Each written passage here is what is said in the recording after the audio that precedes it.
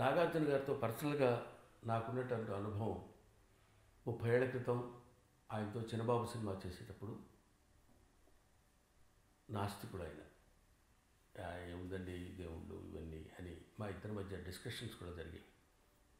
అటువంటిది ఆ స్థితి నుంచి ఇంకొక స్థితి, ఈ స్థితి నుంచి ఇంకొక స్థితి, ఇంకో స్థితికి వచ్చి ఇప్పుడు ఒక అద్భుతమైనటువంటి మహాభక్తుడి కింద ఆయన రూపాంతరం చెందారు. అది ఆయన రూపాంతరం చెందటం కాదు, స్వామి ఇన్ని ఏలుకుని నాయనా నువ్వు ఇలా రా, నా వైపురా, నన్ను ఆరాధించే భక్తుడిగా నువ్వు ఇలాంటి పాత్రలు చెయ్యి, నీ జీవితం చరితార్థమవుతుంది అని ఆయన్ని ఆజ్ఞాపించాడేమో, లేకపోతే ఆయన్ని అభిమానించి హక్కును చేర్చుకున్నాడేమో.